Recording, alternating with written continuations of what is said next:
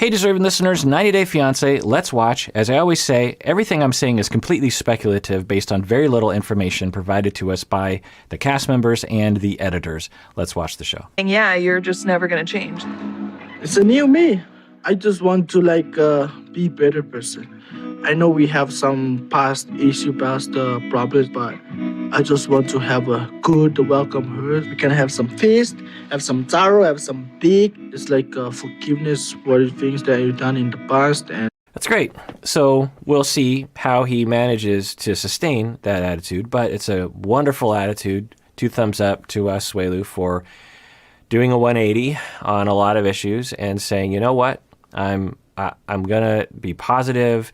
I didn't show this clip, but he's been helping out more around the house, and Kalani is very happy with that. So maybe this whole season, this couple will have, and the family will have zero conflict, including, well, we don't know about Asuelu's sister, right? But maybe there'll be zero conflict and it'll all be smooth sailing. Let's hope for that. I don't know. You've never been like this before, so I hope you realized. Realized what? I hope you realized. I hope you realize that I'm changed. So there's a lot of possibilities as to why he would have changed. He might have grown up and matured. He might have received enough love and attention from Kalani to feel like he has a secure relationship with her, and that's a corrective experience for him. Maybe the fact that he is working and he feels confident in himself, that he has grown up a little bit, but that is a more mature attitude. In the past, when things got a little bumpy for him, he would, really cross a line and become very self-destructive. There was that one scene where he locked himself in his room during his son's birthday party and wouldn't come out, seemingly the way a child, he was acting like a child. And people grow up, they mature, they heal, and they have corrective experiences, they learn, and it's quite possible that he has done that. Maybe his father-in-law has been mentoring him, because the thing that we don't see is that the two of them have been living with her parents this whole time. And maybe for him, he's seeing the way people act. He's seeing the way his father-in-law behaves, and he's starting to internalize that, and it's helping him. I don't know. I'm just taking a guess. You're crying. I hope you realize that I'm changing for good. I'm not changing for bad.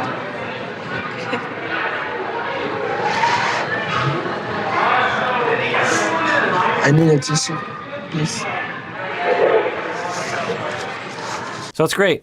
It's a extremely mature, manly thing to do, to cry. Real men are not afraid of crying. Real men are not afraid of emotions. They're brave enough to be human beings. And also, it seems to exhibit that he is being honest and that this is a big deal to him and that he is really invested in his heart in this relationship and making it work, which is, really great. I'm happy. This is like what I've wanted. I want everyone to get along, and I want you to be how you are being open, being calm about things that we talk about. This is how I feel you were when we first were together. I'm just in shock. So thank you. I will look out for you being like this more. So I think Kalani is understandably skeptical. She's like, what's happening? She said, she's in shock. But she said, this is how I remember you being when I first met you. And I really hope that this continues. So I think she is, in a healthy way, being a little skeptical. She's not completely believing it, because if you get to expect it, then you could be blindsided when things return to the way things have been. But she sounds positive, which is good. I just hope for the best. To go forward and take care of family, and hope our both families is coming closer. Another factor, again, just grasping at straws, is being a father can change people. Being a parent can change people. When you are responsible for a little human life that you adore so much, you think, maybe I need to think more responsibly. I'm not just living for myself anymore. I'm living for these other people. and I need to not be a child anymore. I need to restrain myself in certain ways. I need to sacrifice for this child because I love these children so much. So maybe that affected him. I could absolutely see that. It might have taken him a while, maybe a year or two, to really internalize that role. So maybe that's a part of it. In the past, Asuelu has used crying as like a form of manipulation. So I don't know. Obviously that's what I want. I want Asuelu to be like supportive and accommodating and loving. All right, interesting. So another reason why she is skeptical, according to her, is that Asuelu will use crying as a manipulation. I don't think we saw that, or I didn't interpret it that way when he would cry occasionally on the show in the previous seasons. So I'll take her word for that. But I'm a little skeptical of that. I think that he can be manipulative. He can lie. But I wonder if when he's crying, it's always a manipulative move. You can, for example, be lying to someone and be deceptive and be manipulative and also have a heart and cry at the same time.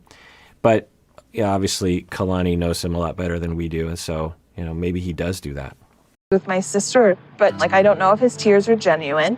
I don't know if his feelings are genuine. I just don't know how to feel anymore because he's tricked me for so long that maybe he's changing and maybe this is like us starting a new life together, but I just have to be cautious.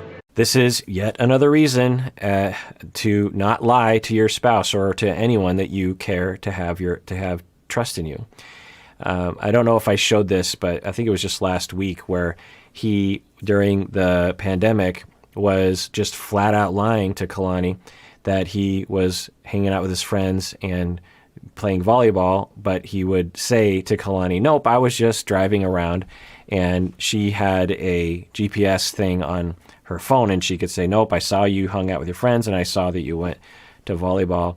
And he didn't have any excuse for lying in that way. I mean, that's just extremely destructive, very immature, very much of the overfunctioner, underfunctioner dynamic. And I think that was just last week. So I could see why she would be skeptical of this, given his ongoing behavior that he has exhibited. All right, well, that does it for that episode. If you want merch, you can use the link below to get various different mugs and shirts and everything. My wife designs all of the stuff, and she is coming up with new stuff all the time. And I like it. I actually wear it. I use the mugs, and I like the shirts. And anyway, is that narcissistic? I'm not really quite sure. And everyone out there, please take care of yourself because you deserve it. You really, really do.